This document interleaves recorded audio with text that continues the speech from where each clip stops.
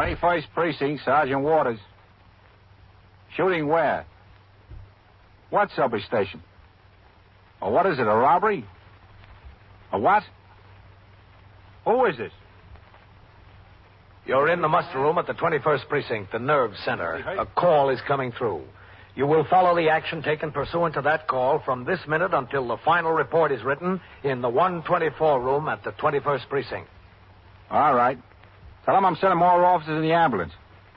Yeah, that's right. The ambulance and more police officers. They'll be right there. Yeah, right away. 21st Precinct. It's just lines on a map of the city of New York. Most of the 173,000 people wedged into the 9/10 of a square mile between Fifth Avenue and the East River wouldn't know if you asked them that they lived or worked in the 21st. Whether they know it or not, the security of their homes, their persons, and their property is the job of the men of the 21st Precinct. The 21st, 160 patrolmen, 11 sergeants, and 4 lieutenants, of whom I'm the boss. My name is Kennelly, Frank Kennelly. I'm captain in command of the 21st. I was working my night tour, 4 p.m. to 8 a.m. It was a busy night in the precinct. At 9:20 p.m., Patrolman Joseph McGill rang in stating that he had reason to believe there was a dice game in progress in the rear of a barber shop on his post. The desk officer, Lieutenant Harry L. Snyder, conveyed this information to me, and I instructed him to notify the 6th Division plainclothesmen, whose job it is to enforce the laws relating to public morals in the 21st and other precincts of the division. At 5 minutes after 10 p.m., Deputy Inspector Elias Zimmerman and 4 plainclothesmen arrived in the precinct to act on the information. With the assistance of Patrolman McGill, 2 men from Sector Car Number 2, and myself, the suspected premises were raided. A dice game was, in fact, in operation. 17 men were placed under arrest. The patrol wagon was summoned, and they were brought to the station house for booking. The muster room was swarming with suspects and police officers. As Lieutenant Snyder took the pedigree of the first suspect and entered it into the arrest record, I stood behind the desk. All right, now keep it quiet. Where do you think you are? All right, who's first? This one. Step right up there. What's your name? That's a traffic, huh, Captain? Yeah. Joe Mappin. First name is Joseph? Joseph, yeah. What's your middle name? Joseph C. The middle name, not the initial. Carl. Joseph Carl Mappin. All right, now let's keep it quiet. C-A-R-L? That's right, C-A-R-O. How do you spell the last name? M-A-P-P-I-N. Look, I want to get this straight. I wasn't shooting crap. I was in the barber shop to get a haircut. You can ask anybody. How old are you? 32 in March. Where do you live? 3420 Florence Avenue. In the Bronx? All right, I don't want In the to Bronx, touch yeah. you. Keep it quiet. What do you work at? Electrician. I'll be in my office, Lieutenant. Electrical contract. Take everything out of your pockets and put it on the desk. Oh, Sergeant, I'll be in my office. Yes, sir. Oh, see what that woman wants, Sergeant. Yes, sir. Lady, over here, please. Everything money, too? Excuse me. I didn't want to be any trouble. What can I do for you? Get it down. Keep I it want to talk quiet to back someone, there. a policeman. What about? Cigarettes, too? You want them out there? Well, I don't know how to... Excuse me. Yes, all right. 21st Precinct, Sergeant Waters. How much I got there? $52.20. Lieutenant Snyder's busy now. What'd you find there? Yeah? All right. Wait just a second, will you? It'll be just a minute, lady. All right, don't worry. Keep it quiet. Captain, There. would you mind handing me that aided card on the desk there? Which one? That's it, sir, right there. Here you are. Thanks, Captain. He's in Roosevelt Hospital with a possible fractured leg. A right leg. You take the call, Sergeant. I'll talk to the lady. Yes, sir.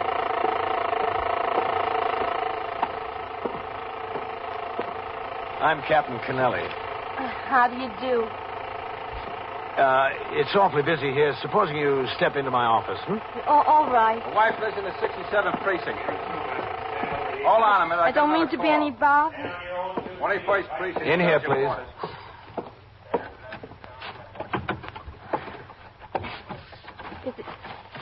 Is it like that all the time? So busy? Not all the time, no. Would you sit down? Mrs. Toppin, Mrs. Eva Toppin. Would you sit down, Miss Dobbin? Thank you. Thank you very much. Well, what can we do for you? You know how many times I walked past the police station, how many times before I came in? What's the trouble, Miss Toppin? Trouble, all right. So much trouble I don't sleep nights. I don't sleep nights for 2 weeks. What? Instead of coming into the police station, maybe I should have kept right on walking by. But you're in now. Yes, I'm in. Please sit down. You, want to tell me about it? All right. But I'm married 15 years, going on 16. If I tell you, I might as well move out. If I don't move out, I'll get kicked out. 15 years. It's something about your husband? Yes. And no, about his brother. Well, what's the trouble with him?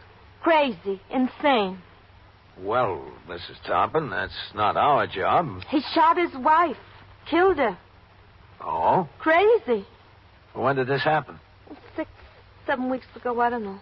Where? At his home, Brooklyn. He came home one night and took a shotgun. The shotgun he used to hunt ducks. He shot her. She was dead. Why did he shoot her?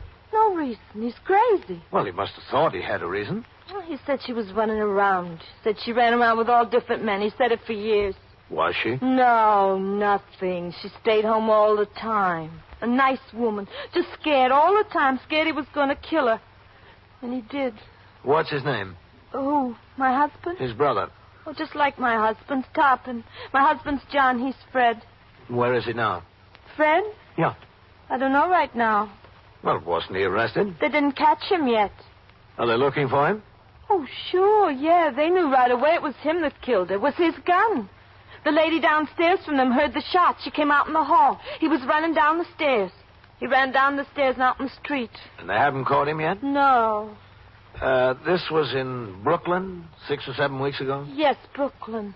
Well, the police have been working on it, haven't they? Oh, sure, all the time. From as soon as she was shot. A detective came to our house and told us about it. We went to Brooklyn with him, to some police station there. We went to the place where they had her laid out in a, what do you call it, morgue. They asked us a lot of questions. Does your husband have any other brothers and sisters? No, just him, Fred. So a day or two goes by and he still isn't caught. They went to a funeral and everything like that. There were detectives at the funeral, too. The same detectives that talked to us. They said they thought maybe Fred would come. But he didn't. After the funeral, one of the detectives came to our house. He waited there, and then another detective came and also waited. Have they still got detectives planted at your house, Mrs. Toppin?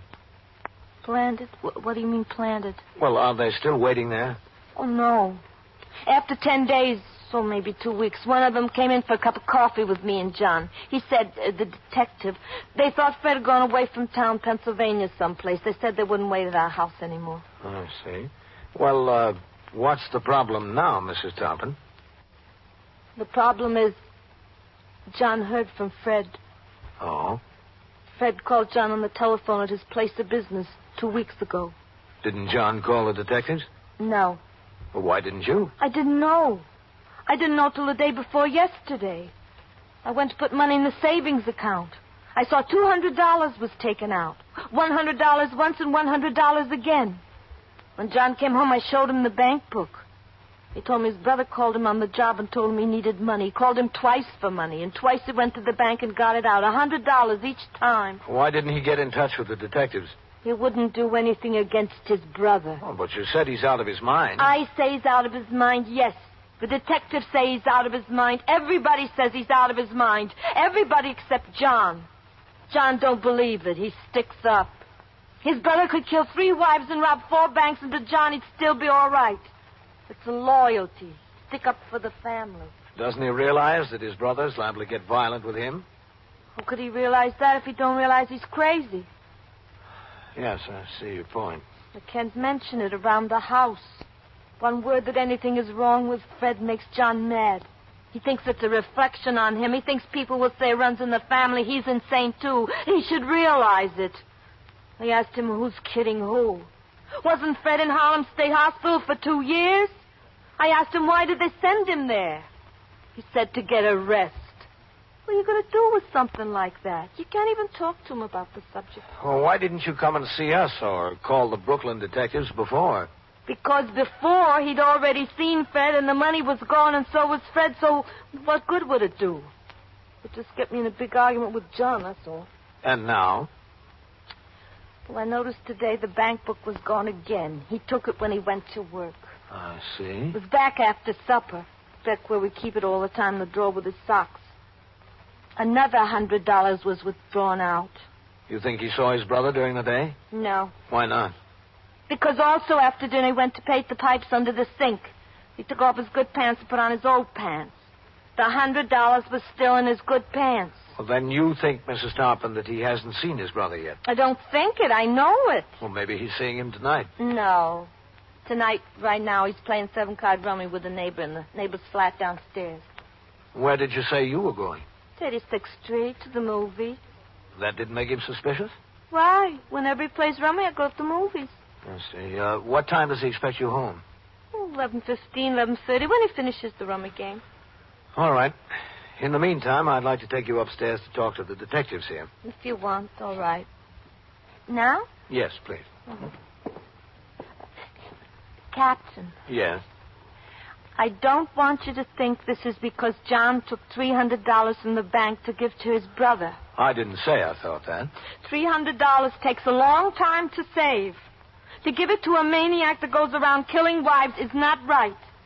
I'm loyal also, but there is a time and a place to do the right thing. That's what I made up my mind. Enough is enough. Don't worry about it, Mrs. Tarpon. He won't draw any more out of the bank. You are listening to 21st Precinct, a factual account of the way police work in the world's largest city. When you sign up for a course or series of courses with the United States Armed Forces Institute, you're getting the same education normally available in civilian schools and colleges.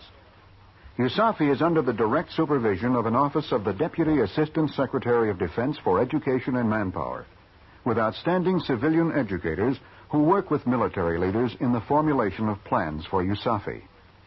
A civilian agency evaluates and makes academic credit recommendations for USAFI courses. This aids schools and colleges in granting credit for educational work done with USAFI. As a result of this cooperation, USAFI courses are based on those available from civilian institutions as well as the needs of the armed forces. So, increase your power through knowledge with USAFI. Now back to 21st Precinct and Captain Frank Kennelly. I took Mrs. Tarpon upstairs to the 21st Detective Squad and into the office of Lieutenant Matt King, commanding officer of the squad. There she went through substantially the same story she had told me. As Lieutenant King and one of his detectives began to question the woman in greater detail, I left and walked down the worn stairs through the back room and out into the muster room. The crapshooters were still being booked at the desk as I went into my office and closed the door. At my desk, I dug deeper into the pile of reports and communications to be signed in time for the precinct messenger to take them to division headquarters with the morning mail. Yeah? Oh, come in. I'll keep it quiet. Hello, Matt. Oh, what's going on out there? It's like a convention. It is. Convention of crapshooters. Oh? How many of them did you bag? 17. Sit down, Matt. Thanks. That all? The others are plainclothesmen from division. Oh. Well, Lieutenant Snyder is going to have writer's cramp before he's finished with that hole. Yeah. Say, what do you think of this Mrs. Tarpon story, Matt? It looks pretty good, Captain. Oh? I called out to the 62nd Squad. Uh-huh. They had such a case. Fred Tarpon, the husband of the dead woman, is still a fugitive. The squad commander wasn't there. His assistant was on the job. He told me they suspected the man might turn up at his brother's. As a matter of fact, I remembered they spoke to me a month or so ago that they were going to put a plan on an apartment building here in this precinct. Well, where are you going from here, man? Well, it's their case, Captain. This acting Lieutenant Eric Hertz I spoke to and a man from Brooklyn West Homicide are on the way over now. What are they going to do? Put a tail on the husband to see if he takes the money to Fred? Well, we thought we might do that at first, Captain, but we decided over the phone to pick him up tonight. Well, why? If this John Tarpon is anything like his wife says, you're taking a chance. He might just shut up. The other way, it'd probably lead you to Fred. Well, we thought it out pretty much, Captain. He might have had a date to meet his brother today and missed him. We could tail him around for 2 or 3 weeks before they make contact again. Yeah, maybe, man. Well, what I want to see about, Captain, is I sent DeLuca and Novak over to the flat a little while ago to pick up Mr. Tarpon and bring him in. The wife's upstairs. Thought maybe I could talk to him in here for a few minutes before I took him up to the squad, if you're not too busy. Yeah, that's all right, man. I told the sergeant on TS to ring in here when they get back to the house with him. Or I can wait out in the muster room. No, stay where you are. Mrs. Toppin told me he was playing cards in a neighbor's flat. Yes, sir. She told me. I got the name and location from her. I got something I want to show you. Huh? This, my recommendation for departmental recognition of Patrolman Weber in connection with the gunfight he and your Detective Cassidy had with those two hold-up men before Christmas. Oh, yes. I sent mine in on Cassidy yesterday. You ought to get commendations out of it, don't you think? Well, I think a commendation for Weber. Cassidy ought to do better. He ought to get honorable mention out of it. I wouldn't be surprised if he did. Excuse me, man. Yes. 21st Precinct, Captain Kennelly. Sergeant Waters on TS, Captain. Is Lieutenant King in there? Yeah, he's right here. DeLuca and Novak are here. He asked me to stop them when I got back to the house and ring in here. All right, hold on. Matt, DeLuca and Novak are out at TS. We'll ask them to come in, Captain, if it's all right. Sergeant, have them come in here. Yes, sir. In the captain's office. And, Sergeant, Yes, sir. how are you doing out there with the dice players? The lieutenant's got about half of them booked in, Captain. It's slow. All right. Yes, sir. Come in. Come in, Louis. Go ahead, Mr. Toppin. Drag somebody away from a peaceful rummy game. Novak, you better go on up and catch while Whitey takes for his meal. Sit down here, Mr. Toppin. I know nothing. I told the detectives from Brooklyn I know nothing. I told this detective tonight I know nothing. I tell you I know nothing. You don't have to know anything to sit down, Mr. Toppin. This is Captain Kennelly. I'm Lieutenant King. How do you do? Hello. Mr. Toppin, I don't suppose there's any need for me to tell you how important it is for us to apprehend your brother. Everybody's already told me. As important as it is for us, it's just as important for him. His safety is involved. And his health. There's nothing wrong with his health. There was never anything wrong with his health. He's as healthy as an ox. Is he? As an ox. He looked well when you saw him, Yes, when I saw him a week before his wife died. Do you think there's any doubt that he killed his wife? I think nothing. I only know what I know. It's been established beyond all doubt that he killed his wife, Mr. Toppin. You know that. I don't know that. I was not there. But he did. Were you there, Captain? The evidence is quite conclusive, Mr. Toppin. I don't give this for the evidence. Is that why you've seen your brother on several occasions? When? Since he's been a fugitive. Who said I saw my brother? Didn't you? Eva has been talking to you. You saw him on 2 occasions. I know it was Eva. I know it was her because that's what I said to her. I saw him twice. Man can't even lie to his own wife without the police becoming involved. Why did you lie to your wife? If it was a lie? Sure it was a lie because I had to tell her something she'd believe about what I did with the money. You know about the money, too? Yes. Sure. Tell a woman a secret. I took the money out of the bank for other personal reasons. What other personal reasons? To pay someone I owed. Who'd you owe? My place of business, the shipping clerk. He takes bets on horses. I owed him. $200. $200, yeah. And why'd you draw it out of the bank $100 at a time if you owed him $200? Because I told him I'd pay him $100 at a time. To settle the $200 you owed. That's right. 1 and 1 is 2. Then what was the other $100 drawn out today for? Oh, so she sneaked a look at the bank book tonight, too, huh? Where is she? I could give her a piece of my mind, that woman. Is she here? What was the $100 today for, Mr. Toppin? Also for the bookmaker? Yes. Thought you only owed him $200. I was trying to win back the $200, so I lost another $100 also. $300 altogether. That's what you paid him, is that right? $300, yes. Except I didn't pay him the last $100 yet. I still have it in my pocket. Do you want to see? No, that's all right. What's the name of this shipping clerk? The bookmaker? Yes, what's his name? Al. What's his last name? I don't know. You work in the same place? You don't know his last name? Well, we're in different departments. It's a big place. All right. We'll find it out. Woman who runs to the police with lies. Her husband tells her wife a lie about some money. She runs to the police. Did you ever hear of anything so ridiculous? That's what's the matter with lying, Mr. Toppin. Keeps getting people in trouble. The interrogation of John Toppin continued for some minutes. Now, when was it? It was a difficult job for Lieutenant King. He needed information regarding the whereabouts of the killer, but he could not afford to press too hard for fear that the witness would stop talking entirely. He skirted the subjects that were touchy to John Toppin and kept going over and over the ground previously covered in the hope that the witness would be hopelessly caught in the tangle of his own lies. It didn't work. At 11:15, Lieutenant King and Detective DeLuca left my office with John Toppin and took him out into the muster room where the process of booking the gamblers was continuing. I stood in the doorway of my office and watched them go into the back room, up the stairs to the second floor on their way to the office of the 21st Detective Squad. All right, Mr. Toppin, inside. I have to be at work at 8 in the morning. I hope you're not... Eva. Family secrets. Family secrets, you tell him, huh? Family secrets about a wife killer? All right. Family secrets. About a maniac? The maniac part and the wife killer part don't bother. All right, let's settle down. It's the money, the $300. You are crazier than he Mrs. is. Tarpon. He is not crazy. Louis. Just get it through your head. I got enough through my head already. He is not crazy. Now, Mr. Tarpon. Now, let me go. I can talk to my own wife. Your wife, yes, but not for long. What do you mean, not for long? I mean, not for long. Only for as long as it takes me to pack my clothes and go to my sister. If, after 15 years?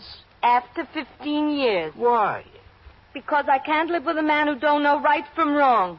Even after 50 years. It's right. I know it's right. How do you know what he's doing? Maybe he's killing somebody else. Maybe right this minute. Eva, please. Please, not after 15 years. Sit down, Mrs. Tarpon, please. I'm not going to sit down. Sit down, Eva, please. I'll talk to him. I'll tell him. All right. If you'll tell him, I'll sit down. I met him, yes, twice. He called at my place of business, and he said he needed some money. I went to the bank and got it. And he called again, more money. Where's he living? I don't know. I didn't ask. You have more money for him now, don't you? Yes, he called on the telephone yesterday, another $100. I took it out of the bank today. When are you supposed to give him that? Tonight, midnight. Where? He told me to be on the subway platform, the 77th Street station. He's to get off the train and meet me at midnight. You'll be met. He's got a gun, a pistol. He said he'd shoot anybody. He don't care. He said if I didn't get him the money, he'd hold up places and shoot the people. That's why I got it. I didn't want anybody to get shot. That's why. John. Poor John. I'm sorry. I'm sorry, too. I'm very sorry. You'll be on the subway platform, John. We'll all meet him. No. I'm not going. Not me. We need you to point him out. Not me. I won't point out my own brother. Don't ask me to do it, please. Let me be that loyal. All right. We'll get him without you. Arrangements were begun immediately to plant the 77th Street subway station of the Lexington Avenue line in order to apprehend the fugitive when he stepped off the train at midnight. Lieutenant King conferred with me and requested assistance in the form of members of my command to cover the stairs leading to the street on both the uptown and downtown sides of the station. Additional detectives were called in from the 19th and 23rd squads to aid in covering the subway platform. Detectives from the 62nd and homicide squads in Brooklyn arrived. With them, they brought photographs of Fred Tarpon. All the men assigned studied these pictures. Before leaving for the plant, Lieutenant King informed all members of the detail that Fred Tarpon was armed and apparently deranged. They were cautioned that the safety of subway passengers was more important than the immediate capture of the fugitive. At 20 minutes to 12, the detail proceeded to the subway station in several squad cars. Patrolmen in uniform were posted out of sight to avoid suspicion. Detectives were posted near the change booth, at turnstiles, and at frequent intervals along the 100-yard underground platform at which the trains pulled to a stop. Other detectives were assigned to board each train as it stopped at the preceding station. We waited. Several locals stopped at the station. Several express trains went through on the inside track. No one resembling the fugitive had gotten off a train by 12:10. Here comes another train, I think, Captain. Looks like an express, Matt. Yes, sir, it is an express. Well, the local shouldn't be far behind it.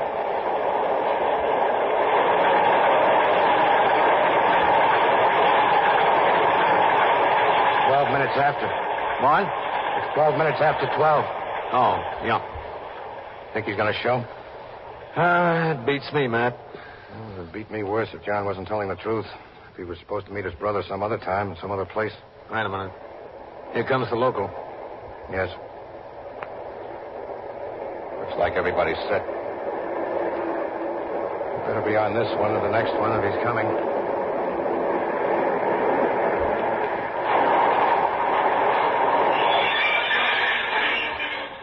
6 cars.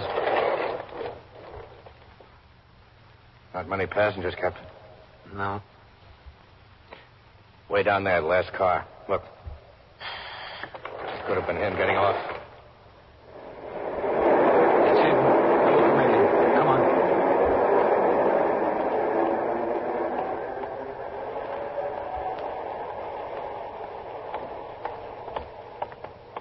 He's going to talk to him.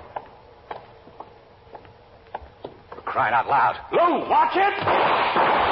Come on. There he is. That way. On the tracks. He jumped on the tracks. Lou, you all right? You got me with one in the neck. Ring in for an ambulance. Come on, Captain. Bring in for an ambulance. Bring in for an ambulance. He's on the tracks. Look out jumping down, Captain. All right. Watch the third rail. Okay. There he goes. Hold up there. Hold up. He's crossing over. Watch him. Hold it, Matt. I'll see if I can stop him. Get out. Get out. He's on the downtown side. Come on. There he is. Hold up, mister. Let's cross over, Matt. Train coming. Train coming. Train coming. Watch it, Captain. Downtown Express. You see him? There he is across the tracks. Get out of the way. Watch the train.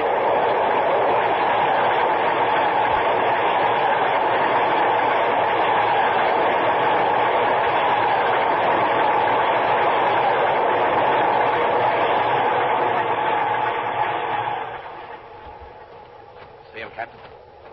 No. There he is. Come on. Stay away from me. Come on.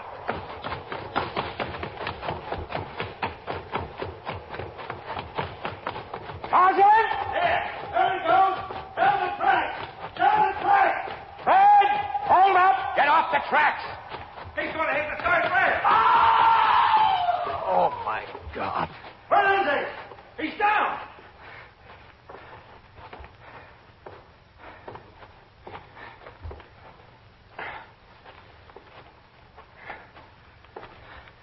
Watch him. You see that spark? I saw it. Yep. Threw him 10 feet. How'd you make it so fast, Sergeant? Across the track up above. Watch him now. Grab his gun. Got it. Fred. Fred. He's had it, I think. How is it? Everything okay? It's okay. Well, at least one thing, Matt. What, Captain? He did his brother a favor. He won't have to plead insanity in court.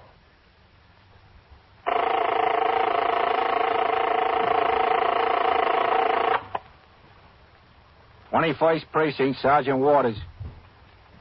Well, where was the car parked? The 61st and what? Were the doors locked? Well, what kind of a car is it? What year? Well, what's the registration number? Yeah. Yeah. And so it goes. Around the clock, through the week, every day, every year. A police precinct in the city of New York is a flesh and blood merry-go-round. Anyone can catch the brass ring. Or the brass ring can catch anyone. 21st Precinct, a factual account of the way the police work in the world's largest city, is presented with the official cooperation of the Patrolmen's Benevolent Association, an organization of more than 20,000 members of the Police Department, City of New York. Everett Sloan in the role of Captain Kennelly, Ken Lynch as Lieutenant King. Featured in tonight's cast were Barbara Weeks, Scott Tennyson, Santos Ortega, Larry Haynes, John Sylvester, and Harold Stone. Written and directed by Stanley Niss. Produced by John Ives. Art Hanna speaking.